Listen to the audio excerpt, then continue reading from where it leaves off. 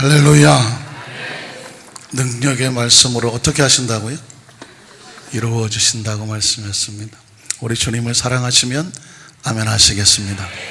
오늘도 바람같이 불같이 생수같이 성령님께서 우리 가운데 임재하시고, 예수님은 어제나 오늘의 영원토록 변함없으셔서 우리 가운데 또 함께 하시는 줄로 믿습니다. 크리스찬들이 가져야 될 여러 가지 감정 가운데 결코 빼놓지 말아야 될 감정 하나가 있는데, 혹시 들어보셨습니까? 한번 따라 하실까요? 기감. 시방 뭔 소리를 하나 하는, 듣느니 처음 들어보는 말 같죠? 기기감이라는 게 있습니다. 눈치채셨나요? 항상 기뻐하라는, 쉬지 말고 기도하라, 범사에 감사라. 그게 기기감이에요. 한 심리학자의 말에 따르면 인생을 새롭게, 정말 엉망진창 흔들려 있는 삶이, 이 마음을 새롭게 출발하고 싶으면 감사의 고백을 하십시오. 그러면 리셋, 새롭게 시작이 된다. 뭔가 잘못했을 때 새롭게 출발하고 싶을 때 새로운 시도를 재진행하는 것을 리셋이라고 또 표현하기도 하는데, 인생에 감사의 고백을 하면 심리적으로, 마음적으로 새롭게 출발할 수 있는 힘이 생긴다. 그래서 심리학자들은 어떻게든지 감사로 하루를 시작하고, 감사로 매일매일 삶을 살고, 감사로 마무리하십시오. 어떤 종교를 믿든 어떤 삶이 됐든 심리학자니까 그렇게 감사를 강조합니다. 근데 우리는 하나님 안에서 이미 기뻐하고 기도하고 감사하는 것이 그리스도 예수 안에서 우리를 향하신 하나님의 뜻이라고 했으니, 감사하면 여러분 얼굴도 이뻐지고요, 감사하면 건강해지고, 감사하면 장수하셔, 감사하면 새로운 은혜가 날마다 우리 가운데 임한 줄로 믿습니다. 예배는 감사합니다. 한번 기도할까요? 하나님 감사합니다. 예배 드릴 수 있어서 감사합니다. 하나님 안에서의 기쁨과, 그리고 우리의 심정을 아뢰 수 있는 기도와, 그리고 찬양과 영광과 존귀와 우리의 신앙 고백을 통해서 하나님께 영광 돌릴 수 있는 감사의 예배 되게 하시니 감사합니다. 이 하나님 교회에 나온 우리 모든 성도들에게 하나님을 기뻐하는 그런 감사의 영을 가득 채워주셔서, 이제 말씀을 나누고 말씀을 들을 때에 하나님의 한량없는 은혜가, 눈물과 감동이, 은혜와 생명이 충만한 감사가 있게 하여 주시옵소서. 예수님 이름으로 간절히 기도드리옵나이다. 아멘. 한번 따라 하실까요? 왜 성령님인가? 이런 제목으로 말씀의 은혜를 나누기 원합니다. 혹시 여러분 예전에 좀 술 좀 드셔보셨습니까? 아직 나이가 안 돼서 술 안 드신 분들 분도 계시겠지만, 요즘 들으시냐고 물어보는 건 아니에요. 어떻게 알았지? 또 이러실까봐. 예전에 예수 믿기 전에 한두 잔 또는 제법 술을 들어보신 분들은 혹시 기억을 더듬어 본다면, 왜 술을 먹습니까?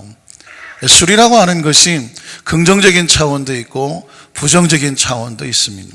사실 처음의 시도는 긍정적인 차원에서 술을 먹게 되겠죠. 술이나 한잔 하자. 술 먹으면 여러분은 전혀 모르시겠지만 기분이 좋아지고, 또 혈액순환도 좀 잘 돼서 얼굴도 뻘겋게지고 용기도 생기고, 그래서 어떤 사람은 사랑의 고백이 안 됐을 때 술 한잔 하시고 하신, 나중에 술 괜히 먹었네 그러신 분도 계시지만, 어쨌든 술 먹으면 용기도 생겨나고, 또 흥이 나서 막 춤도 추기도 하고, 또 용기가 생기니까 말도 많아지기도 하고, 어떤 사람은 또 술만 먹으면은 막 지갑을 잘 여셔서, 어떤 집 애들은 기도한답니다. 우리 아빠가 내일도 술 먹고 오게 하여 주시옵소서. 술 먹고 들어오면 따와 하더니 막 지갑을 쫙 열어서 용돈을 주고, 다음날 아침에 내 지갑에 돈이 어디 갔냐, 비몽사몽에 해놓으셨기 때문에 그러신 분들 계셔서, 여기까지만 한다고 하면 그래도 술은 제법 한두 잔 먹을 만한 거죠. 그런데 사람이 술을 먹으면 요 정도일지 모르지만, 아시는 것처럼 술을 어느 정도 먹게 되면 그 다음엔 술을 먹죠. 술이 치고 나면 그 다음에는 술을 자꾸 먹게 되죠. 아시는 것처럼 맨 나중에 어떻게 됩니까?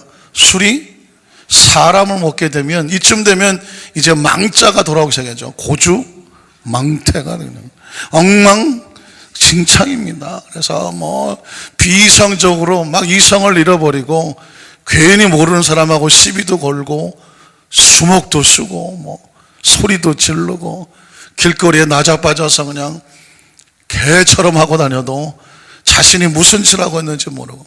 그 전에 제가 보니까 어떤 자매하고 상담을 하는데 결혼한 지 신혼 몇 개월도 안 됐는데 이 양반이 알코올 중독자여서 허구한 날 길거리에서 자고 양복도 잊어버리고 지갑도 잊어버리고 도저히 못 살겠다고 제가 상담을 하는데 얼마나 가슴 치웠든지 내가 참 가슴 아픈 일이 있었습니다.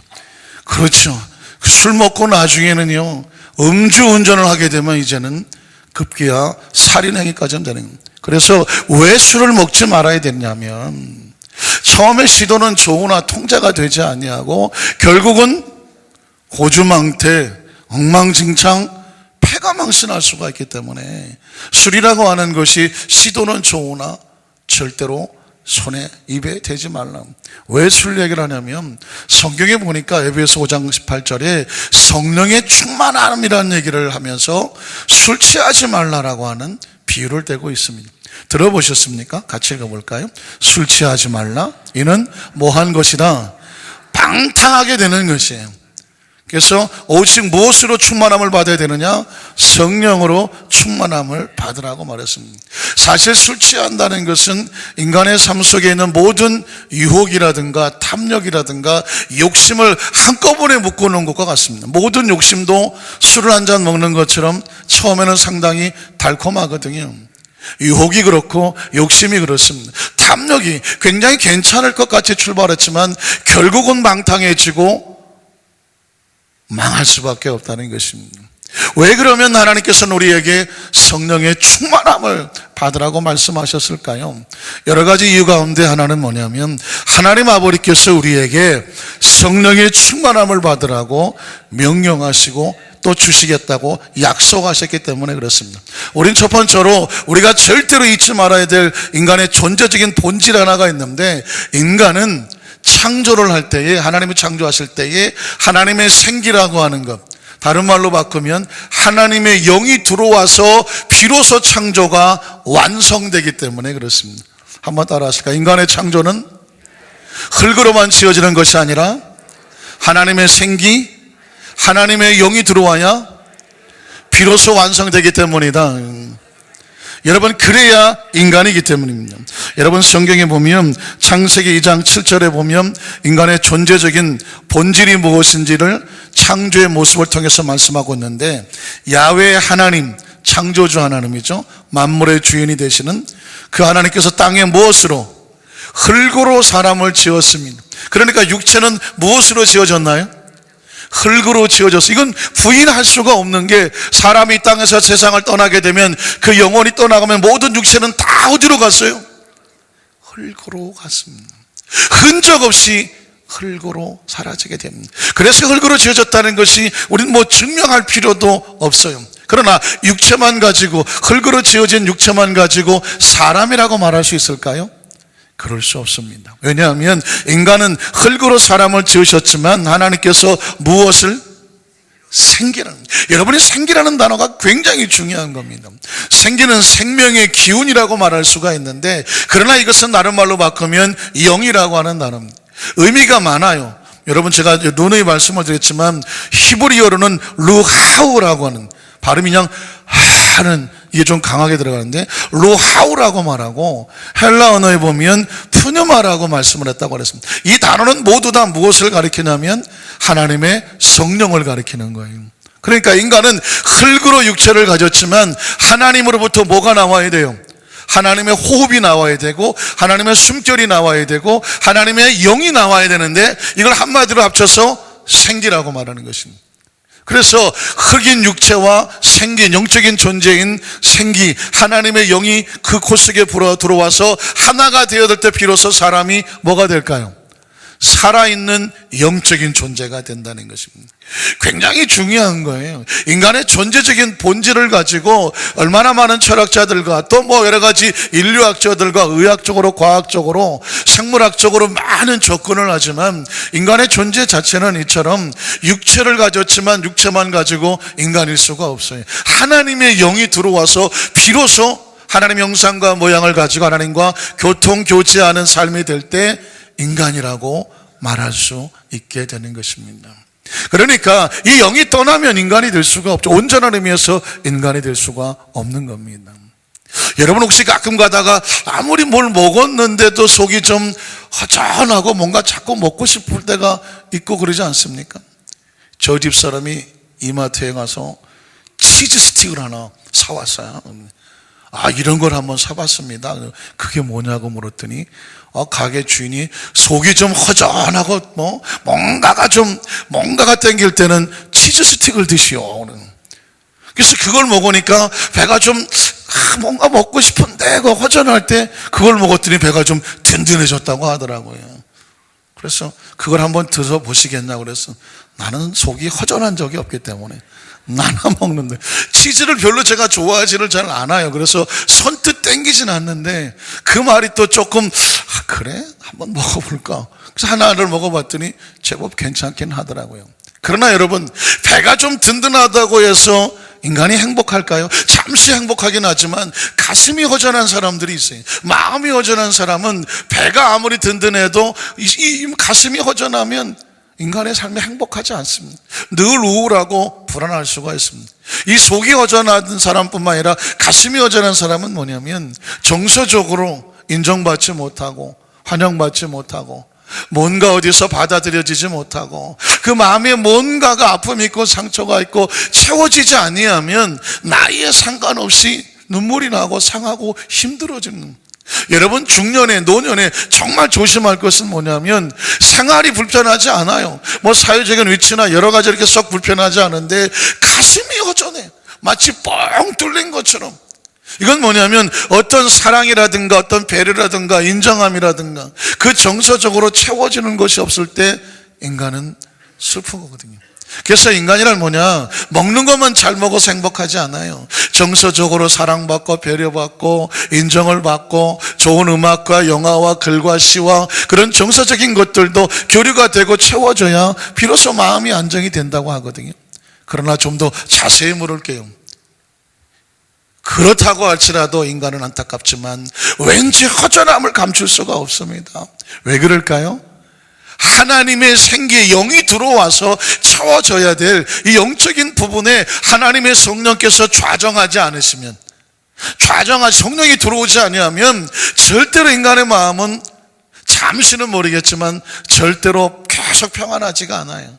계속 기쁨을 유지할 수가 없어요. 말씀을 드렸죠. 인간은 흙으로만 지어진 것이 아니라 마음만 평안해야 되는 것이 아니라 성령이 들어오셔서 하나님의 영이 채워져서 하나님과 교통할 수 있어야 비로소 안정하게 되는 줄로 믿습니다.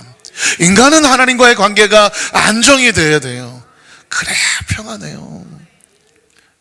제가 어렸을 때 제 여동생 남동생을 데리고 부모님은 이제 어디를 나가신데 동생 데리고 집 잘 봐라 그래서 이제 집을 열심히 본다고 봤는데 동생 둘하고 장난을 치다가 예전에는 자개장에 거울이 붙어 있었습니다. 어떻게 하다가 밑에 뭘로 쳤는데 밑에가 금이 쫙 갔어요. 순간 뭐가 생각나요? 아이고 엄마 아빠 오시면 뒤지게 터졌구나. 내가 장남인데. 근데 그 어린 나이에 완전 범죄를 꿈꿨어요. 어떻게 하면 엄마 아빠를 모르게 할까? 머리를 쓰다가 달력을 뜯어갖고는 아주 이쁜 그림을 오려서 거울 밑에다가 금강고대다가 스카치 테이프로 딱 붙였어. 그러니까 엄마 아빠가 모르시겠지. 그런데 엄마 아빠가 가까이 집에 오실 시간이 되니까 심장이 쿵쿵거리는. 들어오셨어요. 잘 다녀오셨습니까? 별일 없냐? 별일 없습니다. 별일 없습니다 하지만 눈은 어디를 가요? 저 거울 깨진 거 안 보셔야 되는데, 안 보셔야 되는데.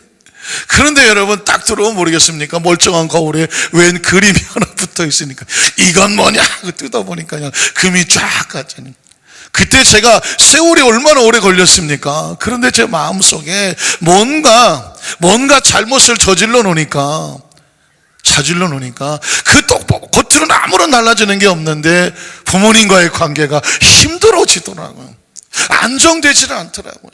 그 문제가 해결되기 전까지는 마음에 평안하지는 않아요. 여러분, 저와 여러분의 존재의 본질적인 면에서 내 안에 성령님이 오셔서 평안해야, 그때야 비로소 평안해진다는 사실을 꼭 기억하시기를 주님의 이름으로 축원합니다. 인간의 존재의 본질을 가지고 서양이나 동서양을 막론하고 두 가지로 나누려고 애를 썼더라고요. 인간은 본래적으로 선한 존재다, 성선설. 인간은 본질적으로 사실은 악한 존재다, 성악설. 예전에 막 배워보신 거죠. 성선설은 뭐 공자나 맹자나 루소 같은 사람이 그렇게 했고, 성악설은 이름은 참 이쁜데 이름은 순자인데 인간은 존재적으로 악한 존재로 봤습니다. 여러분 어떠십니까? 인간은 본래 선하다, 성선설을 믿으시는 분. 그렇게 인간이 희망이 없습니까? 우리 한 번은 손을 드셨어요. 아니다, 인간은 존재적으로 악하다. 알아요. 우리나라 사람들은 절대로 손 들라 그러면 손 안 듭니다.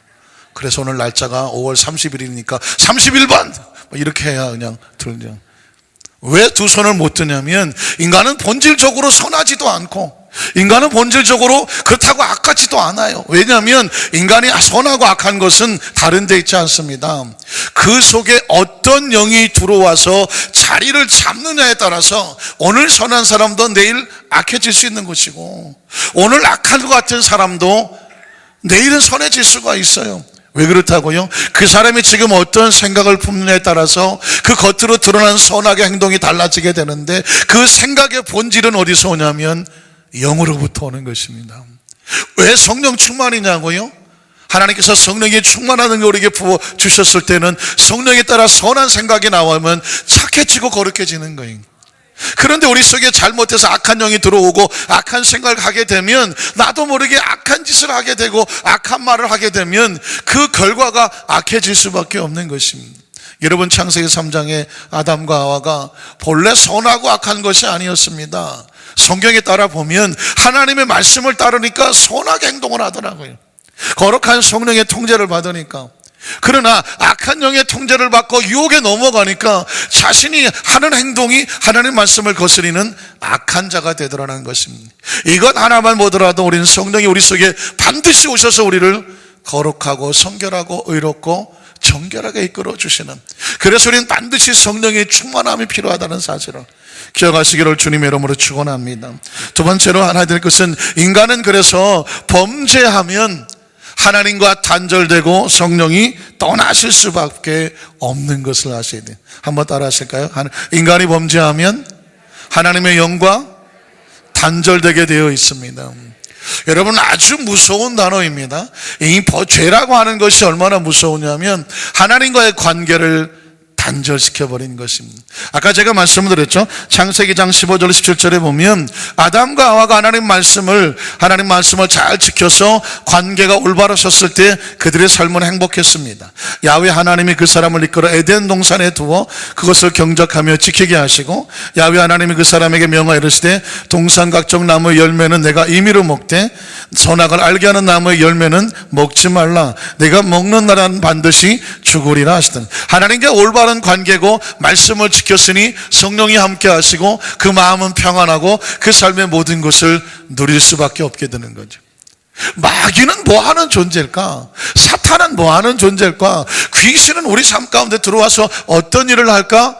범죄하여 하나님과 단절시키는 것입니다. 여러분, 창세기 3장 6절로 8절에 보면, 이 아담과 하와가 하는 행동을 보세요. 여자가 그 나무를 본즉 먹음직도 하고 보암직도 하고 지혜롭게 할 만큼 탐스럽기도 한 나무인지라 여자가 그 열매를 따먹고. 이건 누구의 생각입니까? 하나님의 생각과 정반대로 되는 마귀가 주고 뱀이 준 생각이었고 그런 감정이었고 유혹이었습니다. 당장은 보기 좋아 보였죠. 뿐만 아니라 자기와 함께 있는 남편에게도 주매 그도 먹었다고 말하고 있습니다. 그러나 그들의 눈이 밝아져 자기들이 벗은 죄를 알고 무화과 나무를 엮고 치마로 삼았어. 그들의 부끄러움과 뭔가 잘못된 것을 감췄다는 것이죠. 그래서 8절에 오니까 그들이 그날 바람이 불 때에 동산에 거니시는, 하나님의 존재는 에덴 동산에 아담과 하와가 함께 더불어 거닐면서 함께 지내는 공동체였어요.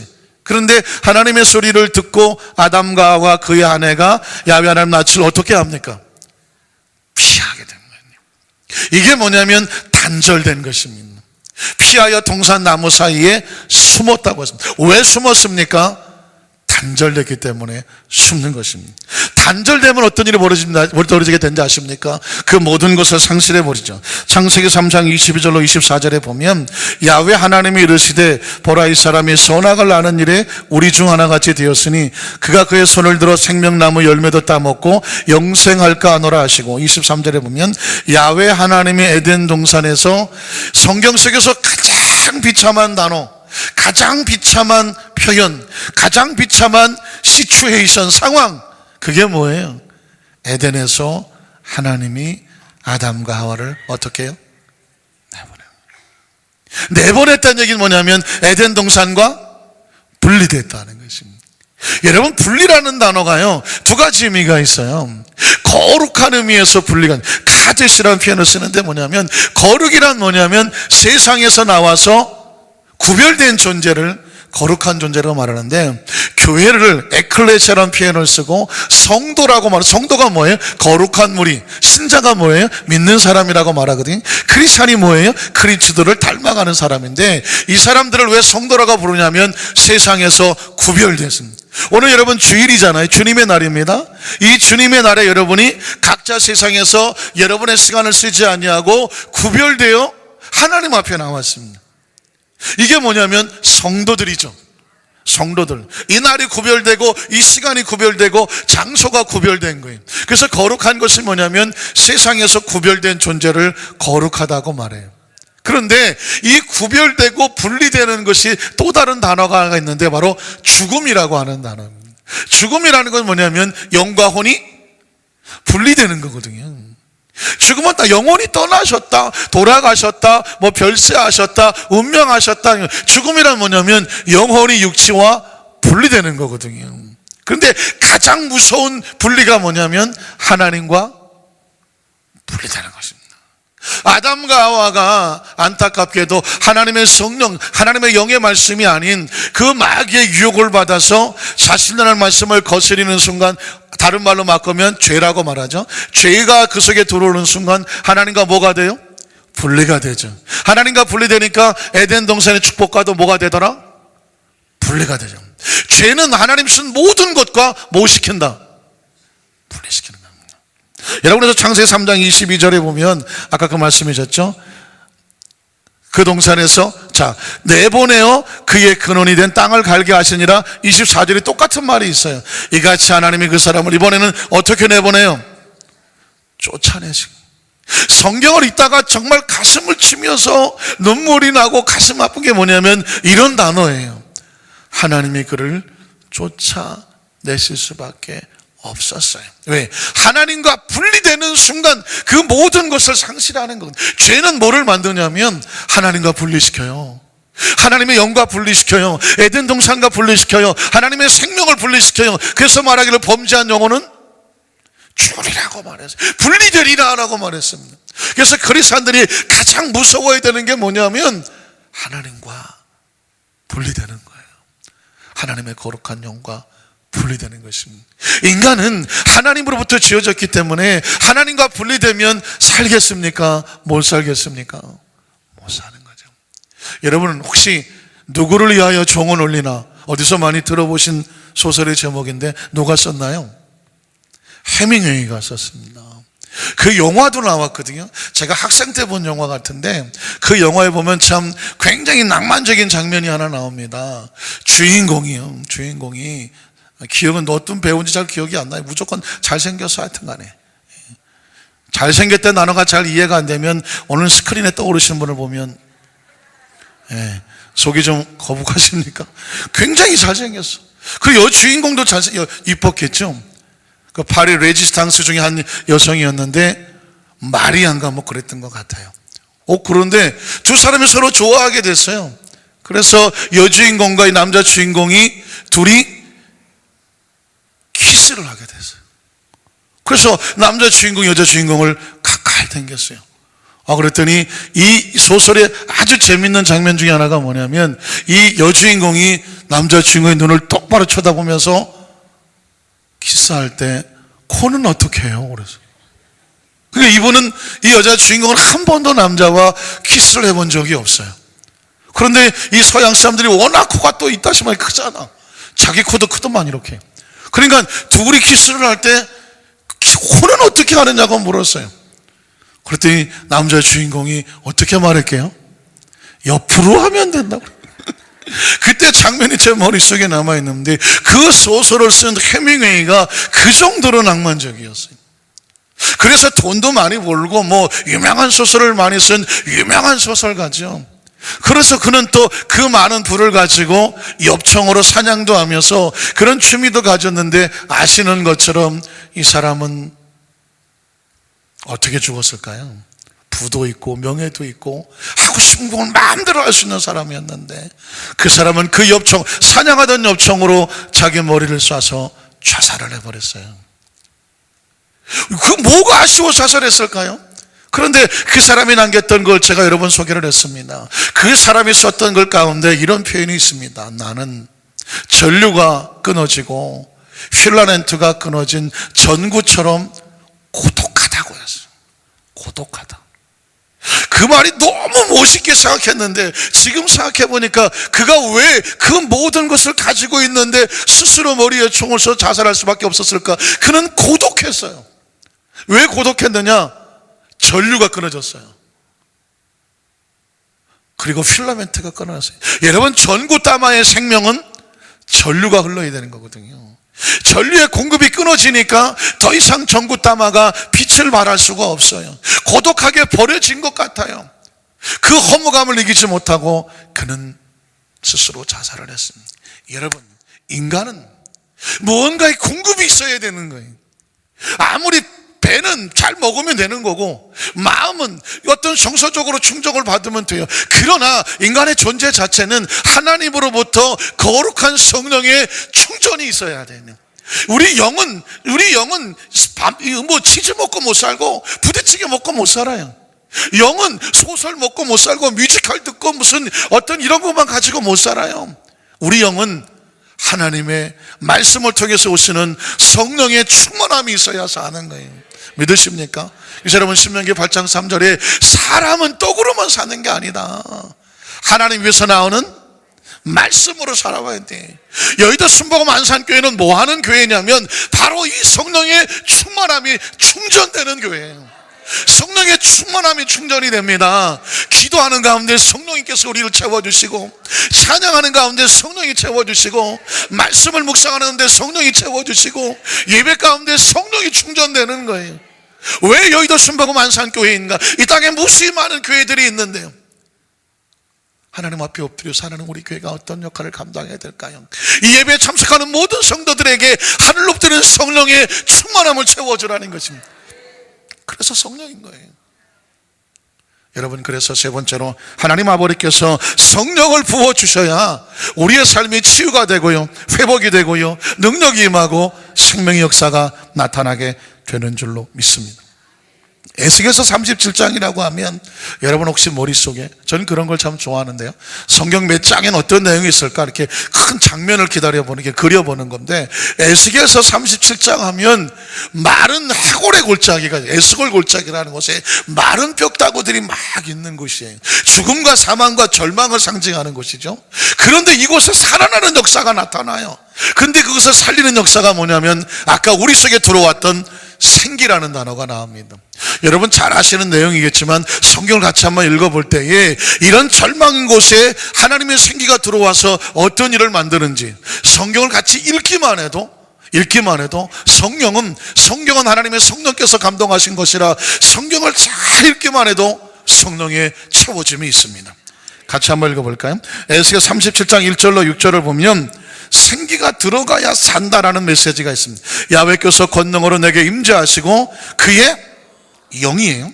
그의 영으로 나를 데리고 가서 골짜기 가운데, 에스콜 골짜기에 두셨는데, 거기 뼈는 뭐예요? 죽음이죠, 절망이죠, 좌절이죠, 공포입니다. 뼈가 가득하더라. 2절에 보니까 나를 그 뼈 사방으로 지나가게 하시기로 본즉 그 골짜기 지면에 뼈가 심이 많고 아주 말랐어. 이건 절망이, 이건 희망이 없어요. 그가 내게 이르시되 인자야, 이 뼈들이 능히 살 수 있겠느냐?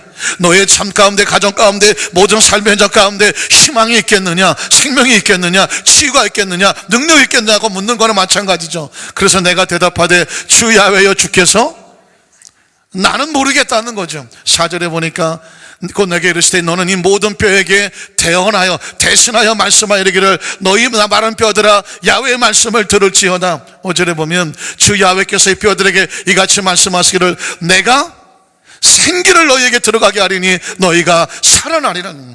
여러분, 생기가 들어와야 산다는 거죠. 6절에 보니까 그래서 너희 위에 힘줄을 두고 살을 입히고 가죽으로 덮고 너희 속에 생기를 넣으리니 너희가 살아나리라. 또 내가 야훼인 줄 너희가 알리라 하셨다. 생기가 들어가야 어떻게 된다고요? 살아나요. 마른 뼈다귀고 생기가 들어가야 사는 것처럼 절망인 심정과 절망인 육체와 절망인 가정과 사업과 직장과 모든 삶의 현장엔 무엇이 들어와야 될까요? 생기가 들어와야 되는 것입니다. 그래서 7절로 10절에 보니까 생기를 선포하라고 말합니다. 이에 내가 명령을 따라 태어나니 태어날 때에 소리가 나고 움직이며 이 뼈 저 뼈가 들어맞아 뼈들이 서로 연결되더라. 내가 또 보니 그 뼈에 힘줄이 생기고 살이 오르며 그 후에 가죽이 덮이나 그 속에 생기는 없더라. 또 내게 이르시되 인자야, 너는 생기를 향하여 태어나라. 생기에게 태어나 이르기를 주 야훼께서 이같이 말씀하시기를 생기야, 사방에서부터 와서 이 죽음을 당한 자에게 불어서 살아나게 하라 하셨다 하라. 10절에 보니까 이에 내가 그 명령대로 태어났더니 생기가 그들에게 들어가며 그들이 곧 살아나서 일어나서는데 극히 큰 군대라고 말했습니다. 다시 말해서 이 시대 속에서, 상황 속에서 어디를 막론하고 하나님의 생기가 들어와야 간 개인의 생명도 살고 가정에도 희망이 있는 것이고 그 공동체에도 여러분 하나님의 생기가 들어와야 산다는 것을 에스겔의 환상 가운데 우리에게 보여주고 있는 것입니다. 그래서 11절로 14절에 보니까 또 내게 이르시되 인자야, 이 뼈들은 이스라엘의 온 족속이 영적인 상태를 보여주고 있는 것입니다. 이스라엘의 온 영적인 상태뿐만 아니라 우리의 상태도 이와 같지 않을까요? 이스라엘 온 족속이 이런 상태예요. 그들이 이르기를 우리의 뼈들이 말랐고 우리의 소망이 없어졌으니 우리는 다 멸절되었습니다. 여러분에게 소망이 없습니까? 혹시 절망하십니까? 낙심하십니까? 슬퍼하십니까? 분노하십니까? 억울하십니까? 두렵습니까? 오늘 이 공동체들에게 주님께서 주시는 환상의 메시지는 뭐냐면, 그러므로 너는 태어나여 그들에게 이르기를 주 야훼께서 이같이 말씀하시기를 내 백성들아, 내가 너희 무덤을 열어서 너희로 거기에서 나오게 하고 이스라엘 땅으로 들어가게 하리라. 13절에 보니까 내 백성들아, 내가 너희 무덤을 열고 너희로 거기에서 나오게 한즉 너희는 내가 야훼 하나님인 줄을 알게 하리라. 14절에 내가 또 무엇을 줘야 돼요? 영을 주어 살아야 돼요. 아무리 거대한 나라가 있어도 무엇이 없으면, 하나님의 영이 없으면 마른 골짜기와 같고 뼈다귀와 같아요. 그래서 내 영을 너희 속에 두어 너희가 뭐하게 하고 살아나게 하고 내가 또 너희를 너희 고국 땅에 두리니 나 야훼가 이를 말하고 이런 줄을 너희가 알리라. 야훼의 말씀이다. 하나님의 말씀은 우리가 아무리 거대한 나라가 있고 국가가 있고 무슨 재물이 있고 기술이 있고 지혜가 있어도 인간의 존재 자체는 뭐가 들어가야 살아요? 하나님의 영으로 선포되는 생기가 들어가야 사는 것입니다. 오늘 저와 여러분에게도 마찬가지게 묻는 거예요. 심령이 답답하고 서운하고 속상하고 낙심하고 피곤하고 지치고 두렵고 떨리느냐? 내가 거기에서 나오게 하겠다고 말합니다. 그래서 생기를 불어넣어서 너희로 살게 하고, 그래서 나를 살리시는 분이 누구다? 하나님인 것을 너희로 알게 하리라. 그래서 하나님께서 성경 속에 하나님의 사람을 쓰실 때는요, 가장 먼저 성령을 부어주셨어요. 성령이 생기니까, 성령이 살리는 것이니까. 여러분, 출애굽기 3장 1절로 5절로 시간 되는 대로 제가 몇 절 한번 찾아볼게요. 모세가 그의 장인 미디안 제사장 이도로 양떼를 치더니 그 떼를 광야 서쪽으로 인도하여 하나님의 산 호렙에 이르더라. 야훼의 사자가, 자, 오늘 2절에 있기까지 모세의 모습은 마치 에스겔 골짜기 같았어요. 40년을 절망과 좌절이, 나이가 80이에요. 아무런 희망도 없고 낙심이 무덤에 갇힌 자와 같아요. 그 모습을 떨기나무라고 말해요. 사막에 비쩍 마르고 아무런 힘도 없고 희망도 없어서 떨기나무 같아요. 그런데 그 속에서부터 나오는 그 불꽃 안에서 그에게 하나님의 사자가 나타나셨다고 말했습니다. 그가 보니 떨기나무에 불이 붙었으나 그 떨기나무가 뭐하지 않아요? 사라지지 않아요. 살아나고 있어요. 생기예요, 생기. 3절에 보니까 이에 모세가 이르되 내가 돌이켜가서 큰 광경을 보리라. 떨기나무가, 이 절망이, 좌절이, 낙심이 어떻게 해요? 죽지 아니하고 무너지지 아니하고 다시 회복되고 일어나고 계속 불불이 타오르는가? 야훼께서 그가 버리고 돌이켜는 것을 보신지라. 하나님이 떨기나무 가운데 그를 불러 이르시되 모세야 모세야 하시매 그가 이르되 내가 여기 있나이다. 하나님이 이르시되 이리 가까이 오지 말라. 내가 선 것은 거룩한 땅이니 내 발에서 신을 벗으라. 모세의 삶을 새롭게 살린 것도, 그의 80된 인생에 새로운 생명이 들어간 것도, 능력이 들어간 것도 바로 하나님의 생긴 성령인 줄로 믿습니다. 여러분, 여호수아 신명기 33장 29절 12절을 보면, 29절을 보면 모세의 후배자 여호수아에게도 성령이었어요. 모세가 눈의 아들 여호수아에게 뭐예요? 안수해요. 이유가 있어요. 하나님의 나라가 터치하는 거죠. 그에게 지혜에 뭐예요? 여러분, 성경 읽다가 영자만 나오면 눈이 그냥 동그래지셔야 돼요. 하나님의 성령이 운행하십니다. 성령이 충만하니 이스라엘 자손이 야훼께서 모세에게 명령하신 대로 여호수아의 말을 충만하게 하셨더라. 여러분, 사사기 볼게요. 사사기 3장 7절로 11절에 보면 역시 사사들도 그냥 아니 보통 사람들인데 하나님의 영이 들어가면 특별한 존재가 됩니다. 이스라엘 자손이 야훼의 목전에 악을 청하여 자기들이 하나님 야훼를 잊어버리고 바알들과 아세라들을 섬깁니다. 야훼께서 이스라엘에게 진노하실 수밖에 없어요. 그들을 메소포타미아 왕 구산 리사다임의 손에 파셨으므로 이스라엘 자손이 구산 리사다임을 8년 동안, 하나님의 영이 떠나면 그렇게 처절한 절망이 돼요. 그래서 이스라엘 자손이 야훼께 부르짖었어요. 야훼께서 이스라엘 자손을 위하여 한 구원자를 세우는데 이 사람이 그들을 세워서 구원하게 하시는 곳 갈렙의 아우 그나스의 아들 온니엘, 사사 온니엘은, 근데 이 온니엘이 어느 날 어떻게 구원자가 됩니까? 지금 평범했던 사람이 어떻게 됩니까? 10절에 뭐가 임했어요? 하나님의 영이 그에게 임하셨으므로 그가 이스라엘의 사사가 됐다고 말하고 있습니다. 여러분, 사무엘상 16장 10절로 전에 보면 다윗도 마찬가지를 사실을 아셔야 돼요. 이새가 그의 아들 7을 다 사무엘 앞으로 전하게 하나 사무엘이 이새에게 이르되 야훼께서 이들을 택하지 아니하셨습니다. 8의 형제들 중에서 다 사무엘의 마음에 드는 사람이 없었고 하나님이 선택한 사람이 없었다는 거죠. 사무엘이 이새에게 이르되 네 아들들이 다 여기 있느냐? 이새가 이르되 아직 막내 17살짜리 어린 소년이 남아있는데 그가 뭘 하겠습니까? 그는 양이나 지키고 있습니다. 그때 사무엘이 이새에게 이르되 사람을 보내어 그를 데려오라. 그 여기 오기까지는 우리가 식사 자리에 앉지 않아야겠다. 그를 만나러 왔다는 거죠. 이에 사람을 보내어 그를 데려오며 그의 빛이 붉고 눈이 빼어나고 얼굴이 아름답더라. 야훼께서 이르시되 이가 그다. 기다렸던 이스라엘 넘겨주려고 맡기려고 세워놓던 하나님 예비하신 하나님 마음에 합한 자가 그다라고 말했습니다. 일어나 기름을 부라고 하시니 13절에 보니까 사무엘이 기름 뿔뼈를 가져다 그 형제 중에서 다른 사람도 아니고 다윗에게 17살 소년에게 부었더니 그날 이후로, 그 시간 이후로, 성령의 기름 부은 그날 이후로 다윗이 누구에게? 하나님의 영에게 크게 감동되라고 합니다. 사랑하는 성도 여러분, 말씀을 정리하려고 합니다. 하나님의 성령께서 우리 가운데 충만하게 임재하셔야 성령께서는 우리를 사용하시는 거죠. 어떤 분이 이렇게 말할지 몰라요. 목사님, 성령 충만하는 것은 주의 종들이라든가 전도사님, 목사님들과 이런 특별한 사역하는 사람 성령 충만해야지. 우리 같은 평신도들이 사회생활도 해야 되고 직장생활도 해야 되고 하는데 우리가 성령 충만까지 받을 거 뭐 있습니까? 그냥 주의를 잘 지키고 믿음생활 잘하고 봉사하고 그러면 됐지. 우리가 무슨 신앙생활에 특별히 성령 충만 받아야 될까요? 근데 여러분, 오늘 성경 본문에 보면 하나님은 당신의 백성들에게 만민이 성령 충만을 받아야 된다고 말씀했습니다. 요에서 2장으로 가볼게요. 본문만 읽어볼게요. 2장 28절로 30절 보면 그 후에 내가 내 영을 누구에게? 만민에게요. 구약시대 특별한 선지자들에게만 주었어요. 그러나 이 시간 이후에는 내가 만민에게 부어줄 거죠. 너희 자녀들도 이 성령을 받고 장래를 말하게 될 것이고, 너희 나이가 많은 노인들도 꿈을 꾸게 될 것이고, 젊은이는 성령으로 말미암아 이상을 보게 될 것이고, 그때 내가 또 내 영을 남종과 남자 여자를 구별하지 않는다는, 이 당시만 해도 여자들은 숫자 속에 들어오지도 않았어요, 아이들과 함께. 그러나 성령은 복음적이 모든 사람을 차별하지 않아요. 남종이든 여종이든 남자든 여자든 부어줄 것이며, 내가 이적을 하늘과 땅에 베풀으니 곧 피와 불과 연기 기동이라.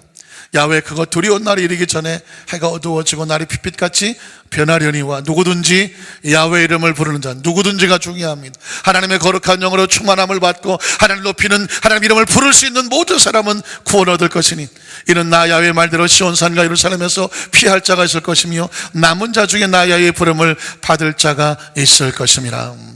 제가 여러분에게 다시 한번 성령 충만함을 받아야 될 이유를 한 가지 말씀을 드리면, 제가 이건 어디 책에서 있는 것도 아니고요, 제가 한 신앙생활을 보니까 거주 한 60년 가까이, 60은 안 됐지만, 그리고 한 30년 가까이 목회를 해오는 가운데 정리를 시켜주신 게 하나가 있습니다. 구약 성경은 계명은 차선과 같아요. 이렇게 살아야 돼요. 그런데 차가 없으면 뭐 차선이 무슨 소용이 있겠어요? 그래서 우리가 새로운, 마치 이 차선을 따라 살 수 있는 차는 뭐냐? 예수 그리스도를 통해서 주시는 새로운 계명이에요. 서로 사랑하라고 하는 계명이에요. 그러니까 내 안에 서로 사랑한다는 마음이 있으면 계명은 저절로 지켜지게 되는 거예요. 하나님 사랑, 이웃 사랑이니까. 그런데 한 가지 문제는 뭐냐면, 이 차를 움직일 수 있는, 서로 사랑할 수 있는 힘이 없어. 그런데 그 차를 움직이려면 뭐가 필요해요? 기름이 필요해요.